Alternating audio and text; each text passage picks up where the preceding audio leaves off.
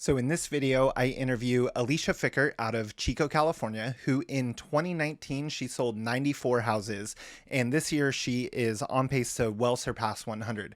But the impressive thing is that she's doing it with just a part-time 20-hour-a-week virtual assistant, a husband who just joined her last year as her buyer's agent, and then getting a lot of help within her office of kind of paying people random tasks such as showing or delivering things here and there. It's also especially impressive that she does it with just a database of only about 600 people. So she's seeing a conversion rate of between 20 and 30% just on her database alone, because that's where most of her business comes from. This past year, she did start learning about Facebook ads and doing a lot more in social media marketing because she feels like that's an area that she had to develop.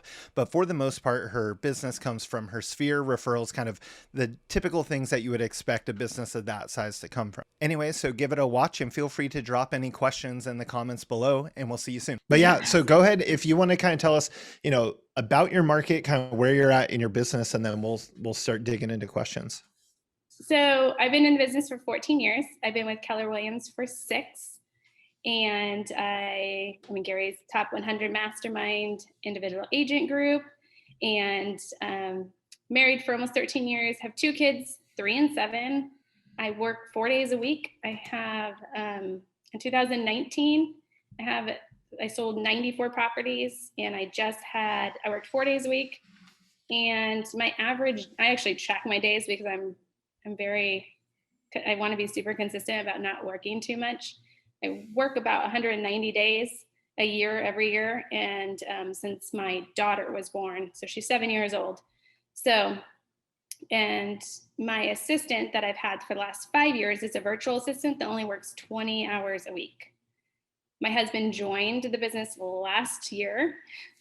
So training someone when you're already stuck at home with them was a lot of fun with 2 kids and very challenging because we couldn't even show property, do open houses or anything. So yeah, that's a little more about me. And so what I want to say, because I know this is a group we're talking about small teams building a big business.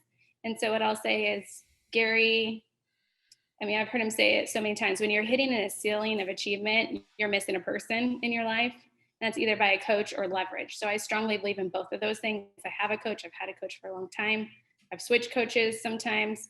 And then I also have brought in leverage. And I never wanted to be that massive team. And I'm not. It's me, my husband, and a virtual assistant. So I was going to say too, that's something that I meant to mention at the beginning, that I feel like Gary's tone kind of shifted this year at Family Reunion. So all of a sudden the conversation's starting to shift to how do we as offices support those top producing agents that don't necessarily need a massive team anymore because of people leverage and technology leverage. So 100%. And Gary did a year and a half ago change that and created top 100 individual agents. And like I said, it was a year and a half ago because we met at Family Reunion before everything broke out.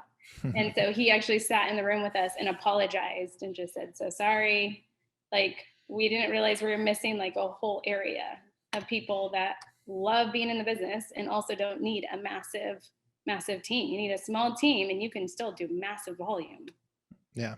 And especially now with where technology is going, right? Like you said, you have an assistant that doesn't live near you, doesn't live on the same continent, I'm assuming, right? And you're able to, and one other point about your business that you didn't mention that I know from before is that it's also a very high touch business, right? Like it's not just, oh, here's another transaction, cranking out 100 just transactions. It's leveraging a lot of the stuff that we see much lower producing agents do, right? Like the pumpkin events, the pie things, like cupcakes, all those different things. So anyways, if you guys have questions, go ahead, start dropping them or chime in real quick, and then we'll just go. I have a question. Go for it. Do you heavily use social media? And if so, in what ways?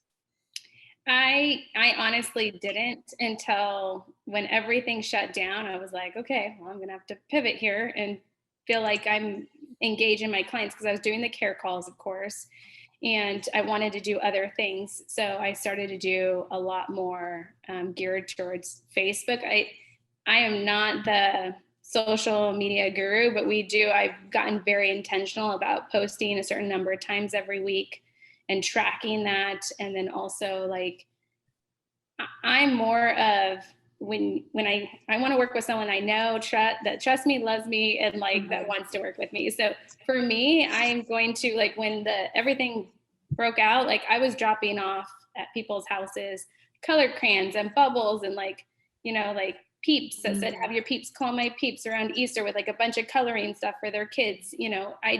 I'm really, like you said, a touch business. I really want to make sure my clients are well taken care of. Got it. So what I think I heard you saying, correct me if I'm wrong, is you're not heavy on like the Facebook ad part of it, but more so just the interaction with your sphere on Facebook. Is that right?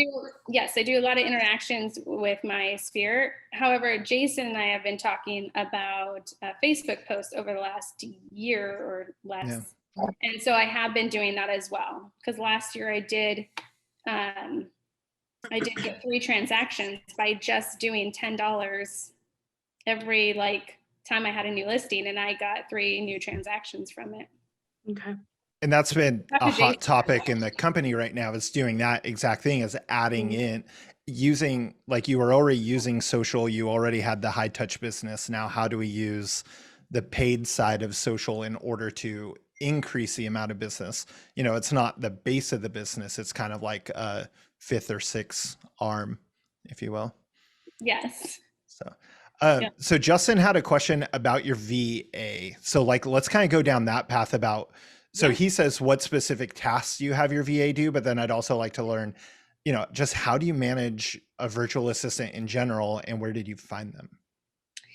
So I knew that was going to come up because everyone always asks that question. Everyone asks that. Like, oh, you've had a VA? Like, tell me more. Like, I'm thinking about it, and they ask a ton of questions. So that's just a staple, I feel like. So I went to my outdesk. I got a part-time virtual assistant. She's in the Philippines, and what she does, and just the way we communicate was only through email, and there was Skype a few times.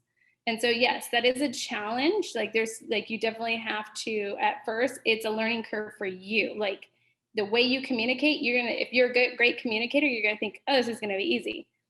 I thought I was a great communicator, and then there's simple things that you email, and then she emails back, and you go, oh, I didn't explain myself. She didn't read my mind. So you just have to go in a little more detail. But honestly, she saved me so much time and money and effort. Like training her was obviously a little more difficult when you don't have someone right there beside you. However, you can do Skype and you can do Zoom now. People are way better with Zoom and more accepting of Zoom. And what she does is she does most of my marketing, that obviously things that can't print here, but she'll go to Michael Lewis and she always, every time I have a new listing, she does like all of it. She puts it into Command. She also took all my contacts and put them in Command, put labels on it, put them on smart plans. She does my 36 touch. She does my Facebook posts, not all of them, but she does majority of them and schedules them. She also does my TC work now. I actually paid someone to kind of train her on a few things, because my rule is not to go into it ever, Sky Slope or Command, like when we were. My rule is I can't go into it. And so she does all of that, absolutely 100% of the TC work. She does not make phone calls. So that's all me. She'll email sometimes from my email. She'll even check my email sometimes. She doesn't really respond to them unless I ask her to do it. Just sold, just listed. Does that help answer your question? Did my outdesk help with training them too? Or were you pretty much on your own as far as training them? Yes and no. And I just had someone in my office that I'm coaching. I had her, she just got cyberbacker or cyberbacker, whatever. Yeah. And cyberbacker. So, I'm like, am I saying that right? And so you get a choice, and she had 4 choices, and she actually ran them all by me. So when you go to a company, they'll give you 4 or 3 people or 5 people and say, here's their resume. This is what they're trained on already. It's not going to be perfect. Like Command, Jason, are you still like understanding Command at its fullest? I understand it more than most people, and I don't understand it. Me too, right? So obviously you have to have some grace with that. And at the same time, there's a ton of videos that they can watch. I tell her all the time, like there's a 66-day Like she went through those and she watched them. Like, go watch the video because I don't want to learn it. Why would I want to learn it? Because if I have to learn it, then I have to teach her. Have her go learn, go figure it out, and then come back and show me and use me as a test dummy.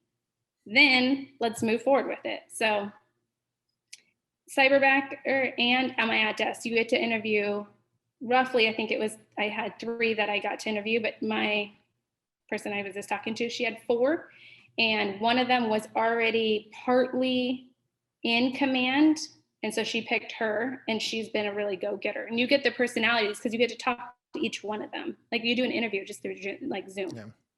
It's funny because I know a couple agents that they went direct to the source, right? Like they're paying some VAs in the Philippines like $3 an hour, right, in order to do the same level of work. But the big difference though is that right there where it's like, yeah, it's going to cost you, it's roughly, call it 1,500 to 2,000 a month. What do you think about when agents kind of think that it's like an easy button? I would say that yes, in some sense, because they have to be more intentional and you have to be more intentional. So once you guys get it, here's my high D that's going to come out, you guys. So just ignore it for a minute. We don't have to chit chat. Like I send her an email in the morning and I'm like, hey, hope you're having a great day. How is it? Like I'll ask her every Monday, like how her weekend is. And every Friday, like I know she's building a house. Like I know all these things. Like I make sure I'm in touch with her. And at the same time, I'm not talking 15 minutes about a story that weekend or whatever, because I'm in the office for 4 days a week. That's it. So my time when someone starts like, having an assistant right there, I get it. There's definitely pluses to all of it. And we're growing our team. So we're going to have, my sister actually wants to come on board. And so that's another whole story. But I would say it is a little more challenging at first just to get in sync with the person. But once you're in sync, it's like clockwork. I get a new listing. I send her an email every day at the beginning. And it's like, hey, do this and this. Hey, I have a new listing or I have a new escrow. And she takes it and runs with it. We have a Dropbox account together. Like it's just. Did you create those systems for her or did she kind of learn them along the way? We learned together. Okay. And that's part of it. You're never ready. So don't wait until you have all these systems in place.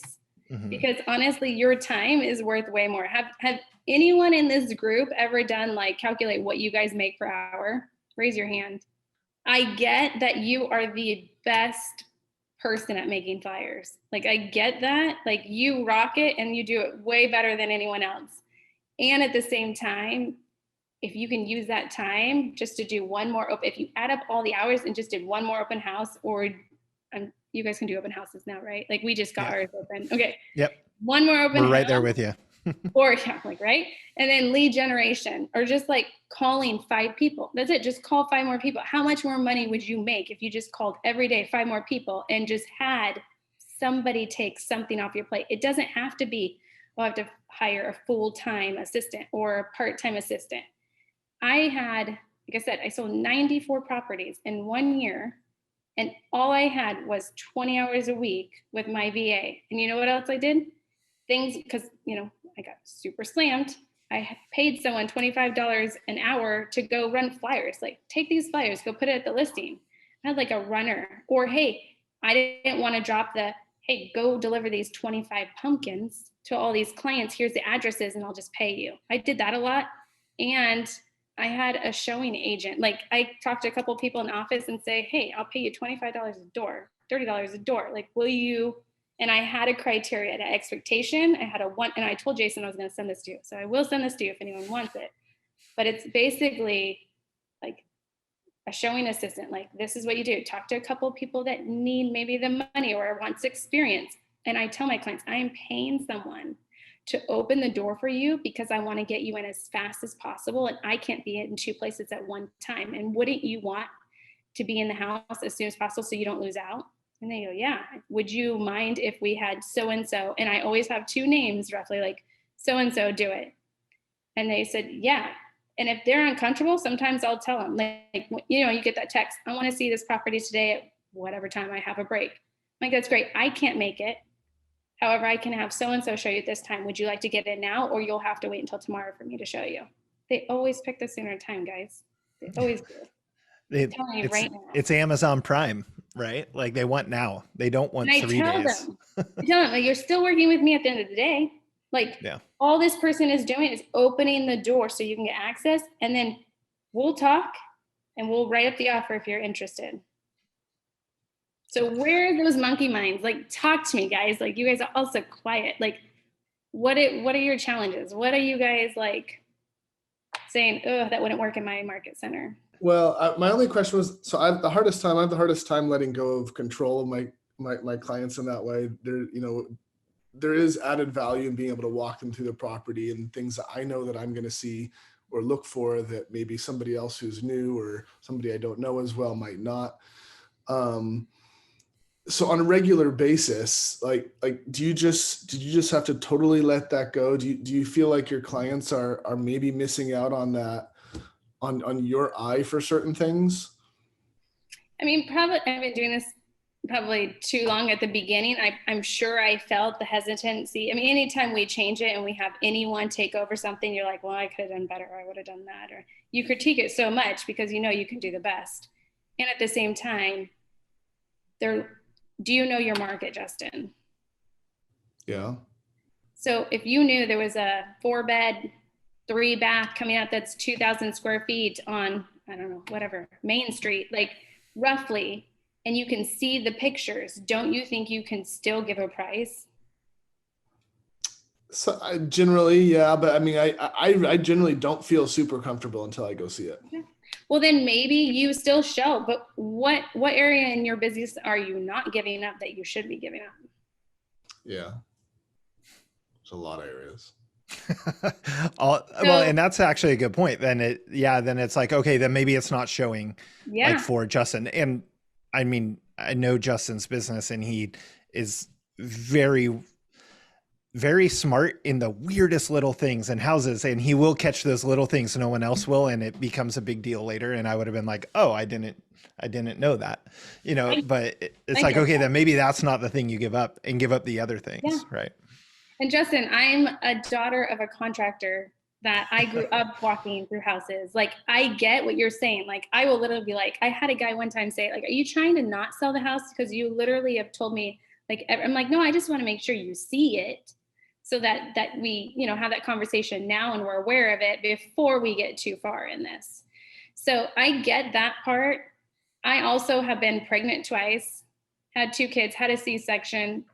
I had to give up leverage, or I had to get leverage. I had to give up the control. So I didn't have a choice. I know that's not going to happen to you, Justin. Like, you're good in that area. But if life happened and something happened and you had surgery or something and you couldn't, like, you would give it up and you would make it work. So for me, my area is a little different because I don't know exactly how your guys' area, but I have places that they're just far apart. And so if I'm going to go show a house 1 hour away, it does not make sense for me to go show an hour, to drive there, show it, and drive back. It's 2.5 hours of my time that I could be doing something. And I get that. And I'm sure there's some monkey minds going on. And at the same time, I was born and raised in this area. I know it very well. And so I watch the market. I will pull up comps. I'll even send my clients comps and we'll have that conversation. I guess I was just talking about a showing agent because it was something simple to talk about. However, I mean, this business has so many different components to it, and it feels like as an individual agent, you have to own and do all of them and be great at all of them. So then you pride yourself, I'm going to make the best flyer, I'm going to do the best open house, I'm going to do the best listing, and you're doing all these things. And yes, that could be true, but until you actually train someone to do it like you, like make the best listing or whatever, do a whole listing packet so you don't even have to worry about it once it's been listed. It's all marketed, it's done. The longer you take that step of hiring someone, the longer it's going to take for you to grow your business. And most of these people might be not looking for a big team, but again, if you're just looking to be a sole agent and you just want to do more volume, that leverage piece of just training someone and getting them to do it like you, obviously it's not going to be perfect and it's not going to be the same. However, you might learn that in time. If you give them time, they'll do it better than you. And then you can hone the craft and do a better job instead of doing 100 different tasks. maybe you're doing 50, and you're doing the right task to get more business. And it's progress over perfection. Does your husband specifically work buyers for you, or does he work like all clients? Because the question is going to be, if so, when do you kind of transition from having like showing assistants out there to actually having like a buyer's agent? So yeah, I like I said, I had a part-time VA, and then I was paying people to show property, and I had a runner. When my husband came on board, it was, of course, like all lockdown. But once we got out somewhat, he just shadowed me. He shadowed me on all my listing appointments, all my buyers consultations, everything, because the goal is, at least for us and our team, is for me to get as much knowledge into him, my 14 years, so that he can grow faster, so that he can lead, like have an assistant or maybe a buyer's agent. Like, he's a great leader. He was in 17 years of being a manager. Like, he loves that part. I run very fast and I don't like to slow down. So I don't want to take time to slow down and teach someone. However, I know it's super important. So he's doing all the buyers right now. It's been 1 year technically that he's been in the business, but really, honestly, with COVID, it hasn't been 1 year. And one COVID year. Yeah, one COVID year. And so, yeah, I would just say that he is handling the buyer's business right now, and which is giving me time to prep, because my sister wants to now be an agent, because it's so easy, right? So anyways. So he's taking on the buyers for you. Do you still utilize showing assistants at all in the office, or is it pretty much he does it all now? When we go on vacation, we definitely do. Like, we just went to Disneyland last week. And so, yeah, we definitely did that. And so we still pay people to show for us and be there when we need people to be there for us when we go on vacation, because we go to vacation together. Yeah, I've discovered when you work with your spouse, you can never both leave at the same time, which is why mine's on vacation right now, and I'm here talking to you guys. Oh, lucky her. Lucky her. Oh, Alex. So I've never had any assistant before other than a TC. And I do have interns who are asking if they can do anything to help me leverage my business. So I was just wondering if you have any advice when starting to help out with interns who doesn't have license. Okay, so an intern that doesn't have a license, they can still do, it depends on where you need to grow in your area or what you're wanting to give. They can you don't have to be licensed to say anything that's on Zillow. So for example, like if someone called on your listing or something like that, you can't tell them how many offers you have, but you can say, it's for sale for $1 million and it's 4-bed, 3-bath. Like, you can say that. But what I would start them off with is the simple, like, the $15 an hour task. Like, maybe what are they really good at and what are you needing? That's really, because every person on here is probably going to tell me what they need. It's going to be something different.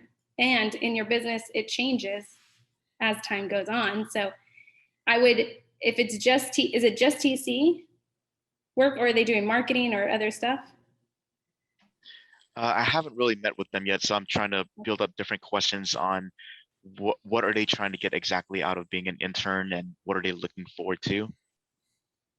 Okay. They're your door knockers, your flyer droppers. I was just gonna say they're the runners, maybe. They could just, I don't know what your business looks like, but they can be the person that drops things off. They can be the flyer runner, like closing gifts or anything like that. Anytime anything that needs to happen, but also find out what they're really good at. Like, ask them what you're really good at.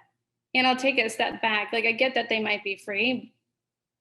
And I would say, like, if in a magic world, like, what would be the most important thing for you today?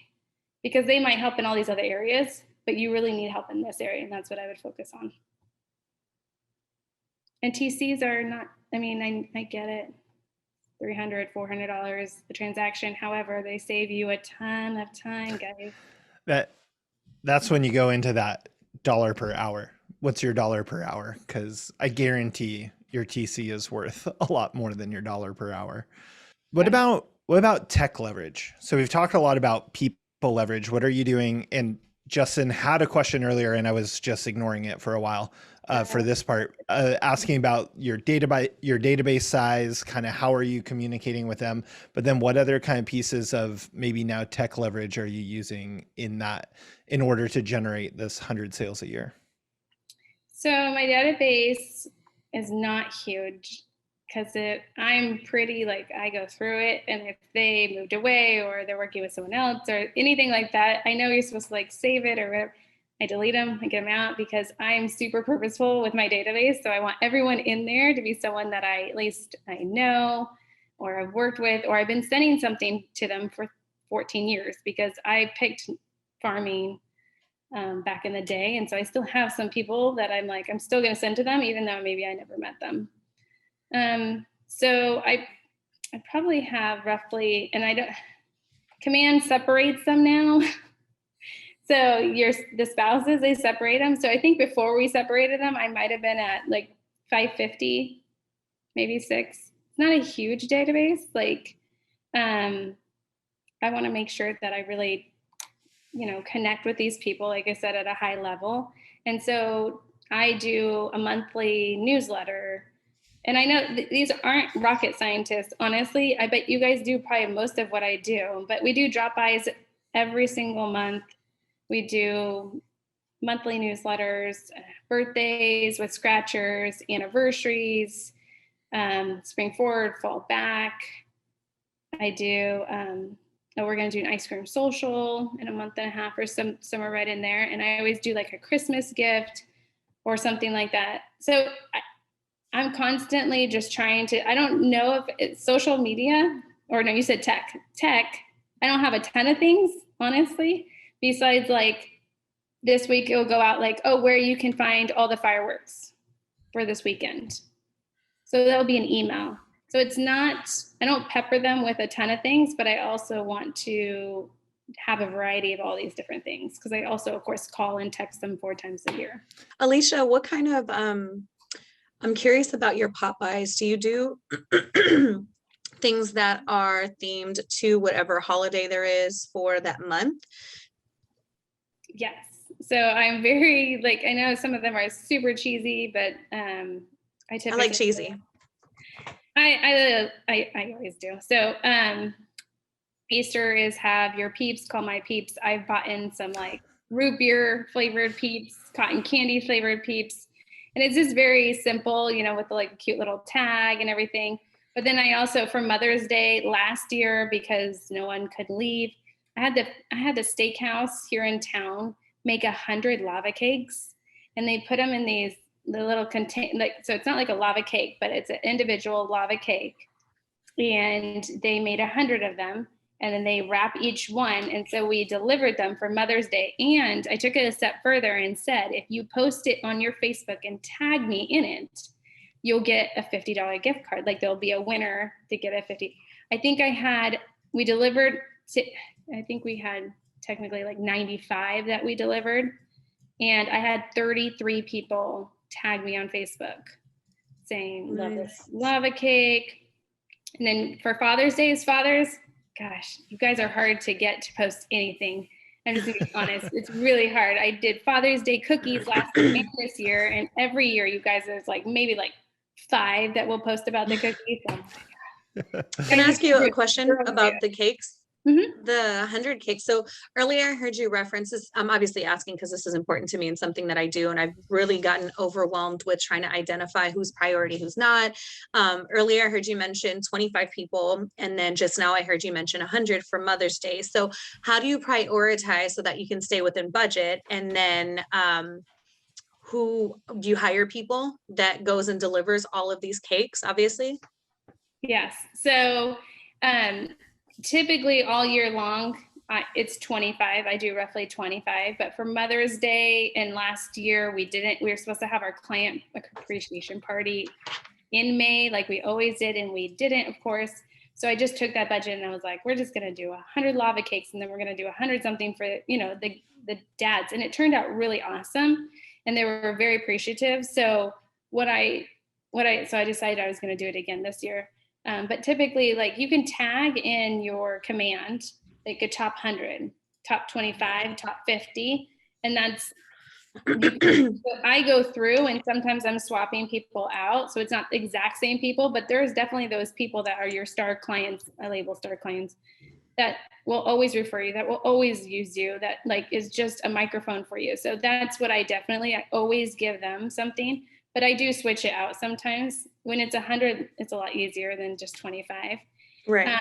But for like, one of my biggest ones before the whole lockdown was October. I would take pumpkins, and I used to deliver pumpkins at people's doors, and I just said like, never too busy to carve out time for you and your, in your family or whatever for business. And I always had and then I had like a little sticker that says I love referrals or something on there.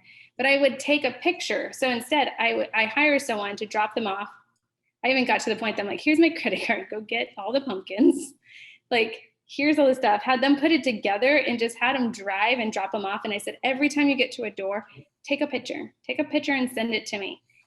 I would take that picture, you guys, I would send it to my client. And based on the door, like I knew where it was because you sold the door, right? You guys would roughly know where it is. And if not, I would ask her. But I would just say, and if they already had 3 pumpkins, I'd be like, oh, I love your decorations. Happy almost Halloween. Thought you guys can use one more. Hope the kids are well or something. And I kind of geared those towards either people I recently sold to or families, because pumpkins, the kids just love it and then they can carve them. I always made sure they're big enough that they can carve. But people, I'm not kidding you, my phone blew up. Like I just kept sending those texts every time I got one. People, it was like, and then we were having conversations like all day long. Sometimes there would be nothing and I'd be like, oh, just thought you needed another pumpkin, or hey, I love the ghost that you have on your front door or something like that. And that's why they're engaged. They know, and then they think that you were literally there when you weren't. And it's a thing that it's the thing that no one else can replicate, right? Like a tech company can't replicate it, right? It's the thing you do that other people can replicate it and they won't, and tech companies can't replicate it. So kind of solidifies your business. Have you ever read Perk Your Sphere by Liz Johnson? Did you ever read that book? I tried to find, I thought I had it in here. It's crazy short. She's an agent that wrote this book about basically creating, like you said, those 100 clients. It's basically creating a system around that to say, here's the most important people, here's the next most important, here's the next most important, and creating like a tiered system of basically like a reward system like you have with credit cards for your clients. And they end up kind of them becoming a raving fan for you with it, or they were already a raving fan. The book, Raving Fans. Well, there's 1,000 True Fans by Kevin Kelly, but there might be raving fans too. But this one is all about, specifically in real estate, how do you get people kind of on your side, essentially. Yeah. So I'll drop it in the chat, but it's incredibly short, so it's easy. Anyone else have any questions? When you say you have like 3 days off a week, so what happens like if somebody wants to write an offer on one of those days, or you receive an offer on one of your listings? Like, I was writing an offer during dinner one night this last weekend. So like, I mean, is the VA helping you put that together and then you just kind of approve it, or how do you get through that? So my VA does know how to, I already have a template. And so it's very easy. If I have a new listings coming up and that I just met with them, or, we're going to write an offer, I would send her a quick text or not quick email. And I would say, here's their names. This is the amount I want. This is how many days. And I had most of everything else that it would only take me maybe 2 minutes to tweak once she got it all up. So I would just email her and said, please do this as soon as possible, get it up. Don't send it. She's not sending it. She just is getting it all ready. So then I click into it and I see, is there anything I need to change?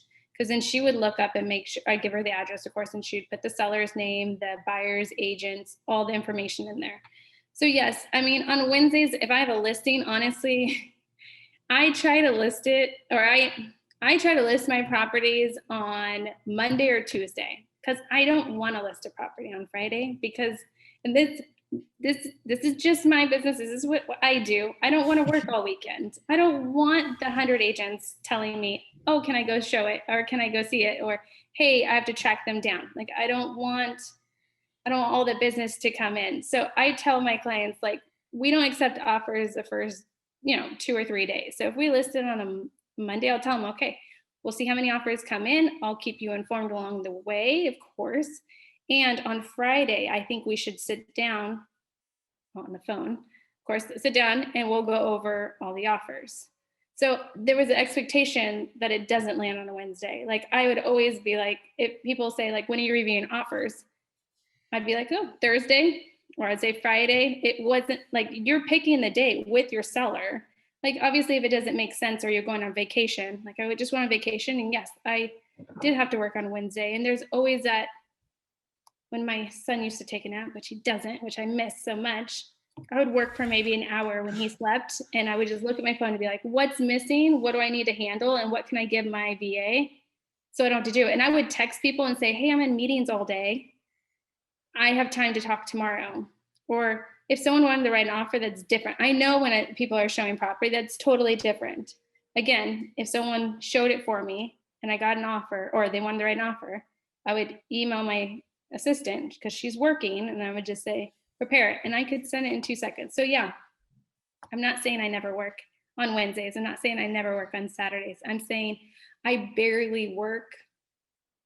Like, I'm very intentional. My husband's in the business and just started, and he's just like, oh, someone wants to see a house. I have to go, like, and I'm like, no, you don't have to jump right the second. Tell them that you can show them tomorrow morning at 9 a.m. instead of tonight at 7. Like, I don't know. It's probably just because I've been in the business a little longer that I'm a little more like, slow it down. I know the market's fast. And that's when you have the conversation with listing agents still, and make sure that you're not missing the boat, because the last thing I want is to disappoint a client. And trust me, I work really hard for my clients.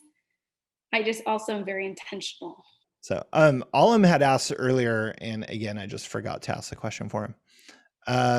Something about Zoom. Hold on, I'll find it. Oh. Okay, I won't find it. But basically, yes, are you doing Zoom consultations for buyers and sellers? I was at the beginning. However, I didn't want to. I wanted to be in person, because what I found is I always give a listing packet to them before I even get there, because I want to see how they react to it. Because then, like the disc, if they opened it or if they didn't open it, because it's a whole like presentation thing that I send ahead of time. I want to see how they react to it. And I want to spend more of my time walking through the house, getting to know them, not their house necessarily. Like, we look at houses all day and we can probably walk through in 15 minutes or whatever.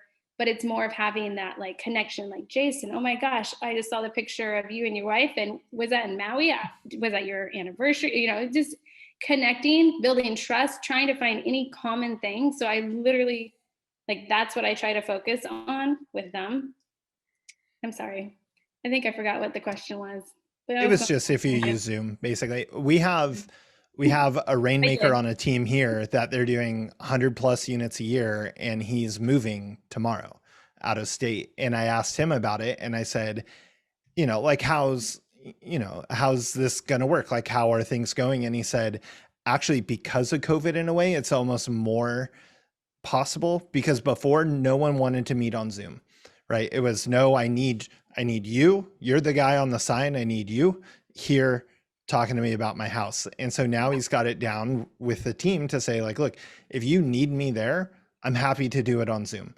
However, if you're okay with someone on team doing it, they'll be there Thursday at 4 or whatever, right? And so he said that Zoom piece actually allowed him to kind of use that tech leverage, it got the clients to kind of loosen up a little bit. And we know this as a norm now, right? Like, we didn't even consider asking you to drive down here for this class, because it's so easy to just be like, jump on Zoom. And now we've got people down in Santa Cruz to Chico, basically, in Sacramento. Like, we're kind of all spread out. So. I just find that I'm better in person, and that's maybe something I can definitely take and hone. Being in person, I feel like I guess this is the competitive part of me and my D. Like, I can really connect with them and I can get it done. And I know that I want to win the listing, right? So I feel like meeting with them in person, I have a better chance than if someone like Jason, if you did Zoom and I did in person, I feel like I would have a better leverage over you. I honestly do. Mhm. And that's great that that's how he does his business. I don't do business like a lot of other people. So I'm totally on board. Find what works for you and what you're passionate, what you're good at, and do it. Like do it at a high level. Like I'm good at just being super purposeful with my time and making sure like other people are there and they still trust me at the end of the day. They know I'm doing everything for them in the best way, but I don't need to be there for everything. Like I know I don't need to be there for everything. Yeah. And I think that's kind of the whole point of this and just that whole move toward the medium teams, right? Is that it's pick and choose the things you want to do or that only you can do that you want to do or what you like to do, and then leverage out the rest, right? Yeah, I don't like open houses, so I'm not going to do them. It's see, not that's where you're wrong. I'm not That's gonna, where you're wrong. I don't like them. My husband, hopefully he'll love them and he'll do them. Like that would be amazing. I don't love them. That's not what I do. But you know what? I will get on the phone and I will talk to my clients. I will go drop, I used to go drop by their house, but I will. I did like that part. It just took all day to drive around. And I thought, oh, this would be easier. I texting them and calling them and having conversations afterwards after they get the gift and they love it. This probably would have been a better question at the beginning, but I'm going to ask it now anyways. Do you know how your business breaks down as far as where does your business come from? Mostly past clients, sphere, and referrals. So referrals is my third. Well, if you're talking about agent referrals or if you're talking about like client referrals, that then goes down to still like it's your past clients that are referring you. So the most is past clients. And that's a massive business for that size of a sphere for 500-600 people. Like you're really juicing that thing. So, because we always talk about, 10 to 12% is a good number out of your sphere. You're pulling like 20. I did it like 2 years ago because I was having this conversation with someone else and I looked at it, was like 26%. Like yeah. And I'm usually slightly higher with listings than I am with buyers. So yeah. That's pretty typical. It's like 60-40 for a producing agent that's been in for a while. Yeah. Go ahead, Jessica. Sorry to interrupt. Alex was like, you're muted. And then when I unmuted myself, it was right in the middle of your sentence. So it's fine. So I've gotten my business to obviously not to your level yet. And a lot of it has come from my sphere on social media, through my database, through networking events, so on and so forth. I suck at follow-up, and I know that that's probably why my numbers have not doubled just yet.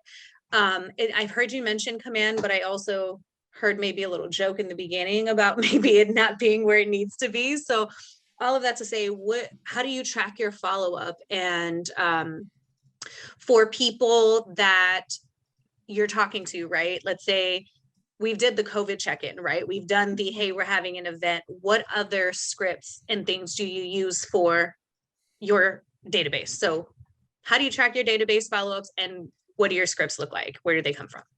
So I definitely use command. The reason I said that was I was just trying to get you guys to, maybe I shouldn't use it on command because command's probably a hot button. I used it as an example because I want people to realize like, yeah, you're great at a lot of things and you don't have to be. You should really be using leverage. So just to clarify, I do use command. I'm 100% in command. I still have top producer on the side just in case like I need to double check birthdays and different things. But what I would say is I have a list of all the things that I do, like a breakdown of like, I made it in December for the whole year. Like, this is going to be all my touches. These are going to be all my drop bys. These are going to be like, and yes, I pivot and I change. Like, however, the phone calls are based around what's happening. Like when the interest rates were low, that was a really good, easy conversation I can have. Of course, the care calls when we're having an event. So right now, all the calls are around, oh, we're having the ice cream social, hope you can make it. But then it's other things like just a simple question. And one time I wasn't asking for the referrals because it's so awkward. I feel like they'll be like, oh, I'm going to ask them for a referral. for one call, a quarter, like you're supposed to do quarters, like I was super purposeful, and it's out of your comfort zone. It was out of my comfort zone, at least. And every conversation, I would just ask them how they were. Was there anything I can do? Is there any real estate you're thinking about doing? And then I would just blatantly ask them, like, hey, it's kind of like the Bold. If you've ever been through Bold, like I would have that usually once a year. It's not my favorite call. However, I did it and it grew. It helps. All these little things, I feel like if you just push yourself just a little further and just take it one step further, you're gonna grow your business and you're gonna get to the next level, whatever that ceiling is. Jessica, have you been hitting the same ceiling for a couple of years? Okay, then it's just taking it to the next level. Like, what are you doing that you can literally times 10 too?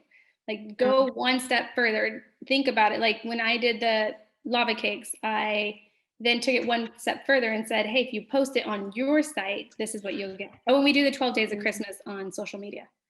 I do that too. I have to plug in the computer. It's my husband's computer and I realize it's dying. Yeah. So the ceiling that I reached, part of it too, is it took me up until this last year in COVID to do some self-reflection on what my goals really were. And I found that through a lot of support and proven success, a lot of my influence came from, you should be door knocking, you should be cold calling, you should be doing this, you should be doing this. And it didn't feel authentic to me.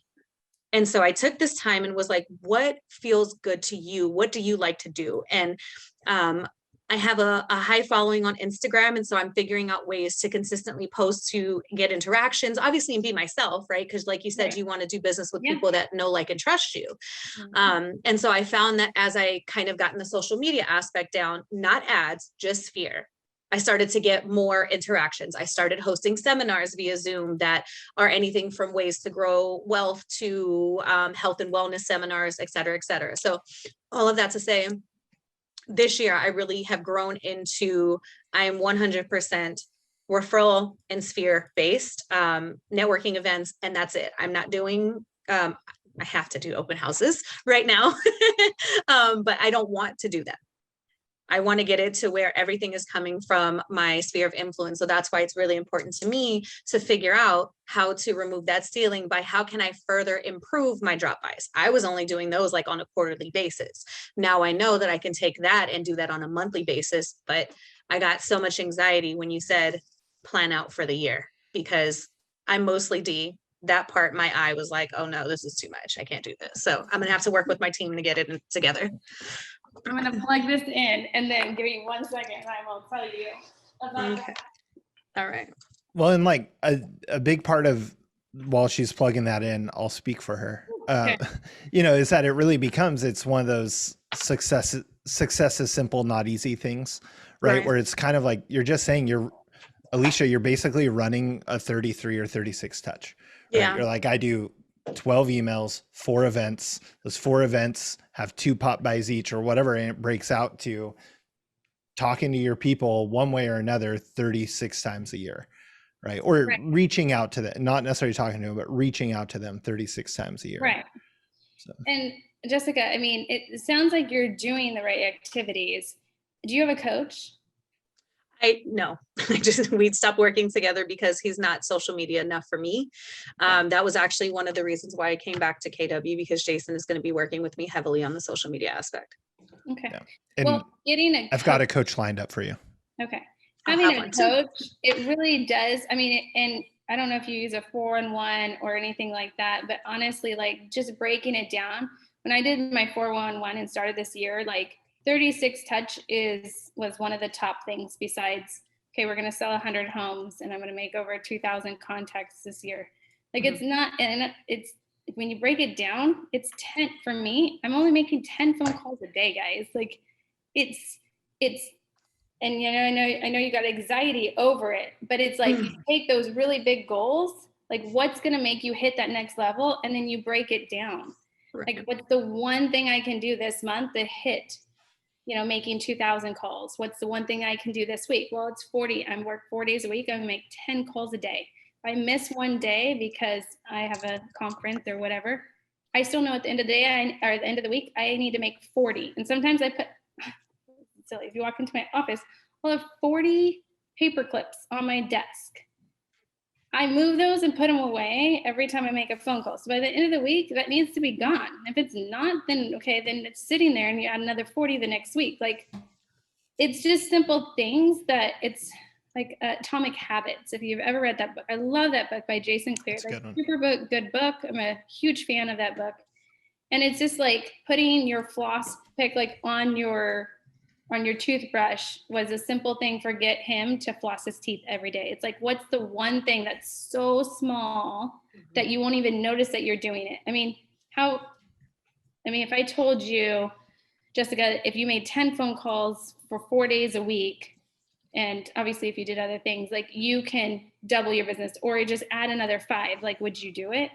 Yes, absolutely. Because I'm still stuck on the 100 a week. And that's another thing I've had to shift my mindset with, because the DMs and the messages that I send out, I'm getting way more leads from that than having to have 100 traditional old school conversations. So that's another thing that I'm still trying to work through now is the conversion rate and how many contacts. Yes. Okay. And just to clarify, I didn't mean that you had to actually pick up the phone for all 40 of those. It could be a text message. Like for me personally, like I broke it down what I need to do. And every week I need to make 40 calls, and I write 2 cards a day, and I post 5. I go on social media and I post on like 5 different clients, whatever their post is, and write something small. So if I do that every day, it will keep growing, and I'll be keeping. So yours might be like, maybe you do, because I don't know what the ratio is. Yeah. Maybe you do 20 instead, do 20 posts, or like writing on someone's your client's post, and you do maybe like, can you just make 2 text messages or 2 phone calls a day instead? So it's not all one way. Like you've got to, your business is catered to you. Like Right. Everyone does it different. I just figured that out this year. So Gary Keller and Jason Abrams do not have the same business model, like the way that they do business. How do you prioritize your 10 phone calls a day? How do you pick and choose your database? Because I have the DTD2 set up, but everything's on Tuesday, and that list overwhelms me. So again, here we are. So I do the DTD2 or DTD2 or whatever. I can't say that right. Apparently. I do that as well. And I just literally tell me like, okay, what am I on? Am I on A? And then I just go down, and I just keep going back. So you just prioritize a letter or 2 letters for the week, depending on how many equate to 40. Oh, the letters are, because of my database, I'm usually always hitting it with birthdays and anniversaries. Because when you sell a bunch of property and you have everyone's birthday, like if you don't have people's birthdays, that's another thing. I had my assistant go on Facebook, track all my clients down, find their birthdays, add them on, and then I'm just sending out birthday cards all the time. So that's what your 10 calls are? No, that's my 2 cards a day. 2 cards. What are your 10 calls? Cards, Sorry. 10 calls, 5 posts. My 10 calls are my literally going through my whole database, just slowly, but surely I make it through multiple times a year. And obviously when we have events, I amplify that, especially when an event's coming around the corner and it's like, oh, I need to call like 100 or 200 people before then. I just add on to it. Got it. Cool. Thank you. And really it just comes down to, there's like, this is one way to do it, and whatever you can figure out is the way that you're going to do it. I really like the Paperclips thing. Like my goal is, I wanted marbles, but I'm afraid I literally have my goals right here of it's just 40 contacts. That's all it is a week. So I'm going to do that. I'm going to get my little paper clips. I'm going to do that.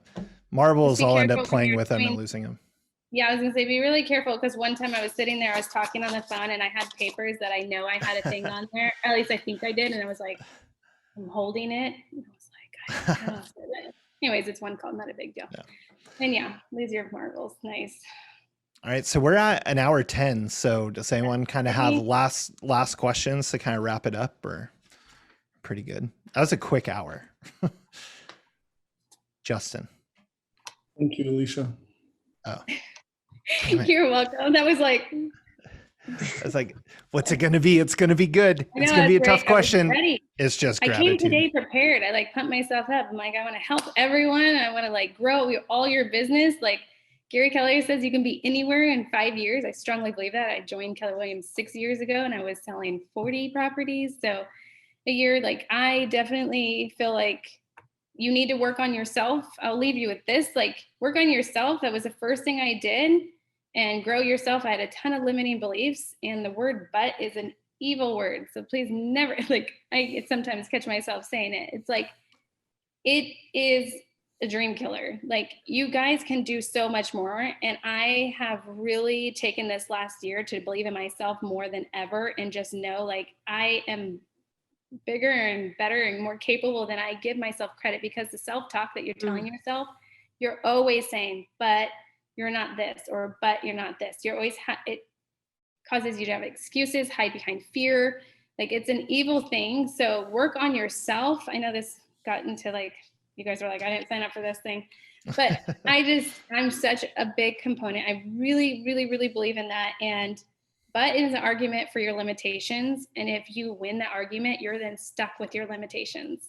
So don't buy into your limitations. So work on yourself and then grow, like find that leverage. And it's not going to be perfect, but you guys, you can do it.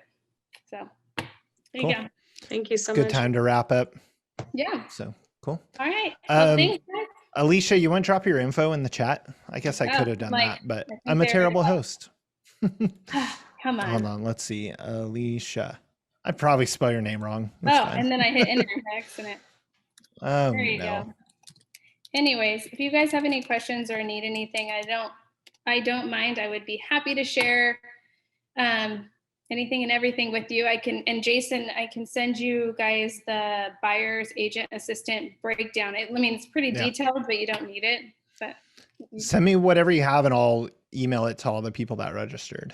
So Okay. this was almost there was only a couple that didn't make it. So this is pretty good. So good. And Thanks. referrals. I'm in Chico, California. that's why I was Or- saying drop your info in there. I bet we must have some people moving up there, or they're all going out of state. I was gonna say a lot of them are out of state. It's fire season. They're out Fire of here. season. Maybe wait until like November. Talk to Yeah. us, or when school gets back in and like Chico State opens up. There you go. So Okay. cool, All right. guys. I miss you all. I mean, half of you Thank are in the you. office and I'll see you in 3 seconds when I walk around the corner, but the other ones, and Justin, maybe I'll call you later. And Amanda, I'll see you on Oh, next hey, Saturday. they are in the office together. Yeah. They all share an office. It's Hans, Elizabeth, Hans, Alex, and Jessica.